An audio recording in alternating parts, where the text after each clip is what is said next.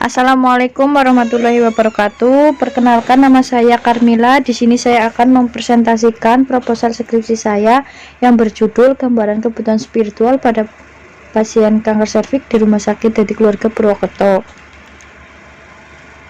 Sebelumnya saya berterima kasih kepada Ibu Emma Wahyuningrum selaku penguji 1, Ibu Tin Utami selaku penguji 2, dan Ibu Atun Raudatul Ma'rifah selaku penguji 3. Pertama-tama saya akan menjelaskan tentang gambaran kebutuhan spiritual pada pasien dengan kanker serviks di Rumah Sakit Dadi Keluarga Purwokerto.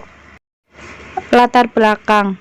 Penyebab dari kanker serviks adalah human papiloma virus HPV yang dapat menular secara seksual. Perempuan yang aktif secara seksual 85% akan terinfeksi HPV dalam waktu 3 tahun, sehingga virus tersebut dapat menginfeksi sel-sel pada serviks.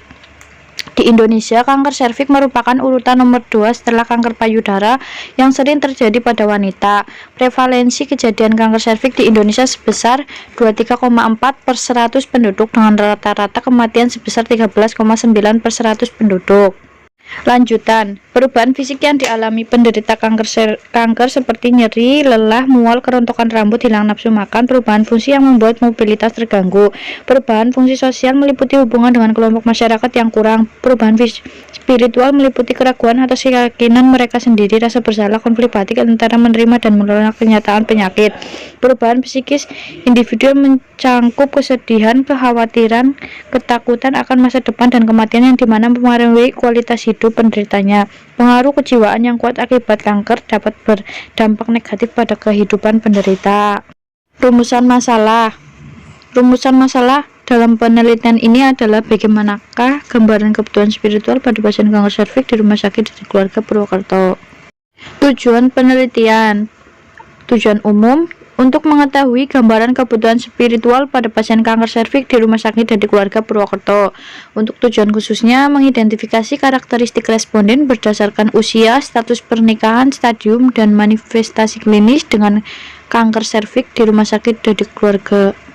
Yang kedua, mengidentifikasi kebutuhan spiritual pada pasien kanker serviks di Rumah Sakit Dadi Keluarga Purwokerto, menentukan diagnosa potensial. Tinjauan teori kebutuhan spiritual. Ada kebutuhan spiritual pasien kanker serviks, ada 2, yaitu karakteristik spiritual dan dimensi spiritual. Metode penelitian, jenis dan rancangan penelitian. Jenis penelitian yang digunakan dalam penelitian ini adalah deskriptif dengan pendekatan cross-seksional. Sampel populasi dalam penelitian ini adalah 175 pasien dengan kanker serviks di Rumah Sakit Dadi Keluarga Purwokerto. Sampel dalam penelitian ini sebanyak 64 pasien kanker serviks. Definisi operasional. Variabel umur. Definisi operasional, lamanya kehidupan responden dihitung sejak tahun lahir sampai tahun saat dilakukan penelitian. Cara ukur kuesioner. Hasil ukur dalam tahun. Skala rasio. Pendidikan. Definisi operasional, riwayat pendidikan terakhir yang ditempuh oleh responden. Cara ukur kuesioner. Hasil ukur pendidikan dasar SD sampai SMP, pendidikan menengah SMA atau SMK, pendidikan tinggi. Skala ordinal. Status pernikahan. Definisi operasional, status pasien kanker serviks pada saat dilakukan pengambilan data. Cara ukur kuesioner. Hasil ukur menikah, kedua belum menikah. Skala nominal. Stadium kanker. Definisi operasional, stadium atas penyakit kanker serviks pada pasien. Cara ukur kuesioner. Hasil ukur stadium 1, stadium 2, stadium 3, dan stadium 4. Skala ordinal. Kebutuhan spiritual. Definisi operasional, kebutuhan spiritual merupakan keyakinan dalam hubungannya dengan Tuhan Yang Maha Esa maupun Maha Pencipta. Cara ukur kuesioner. Hasil ukur tinggi, sedang, rendah. Skala ordinal.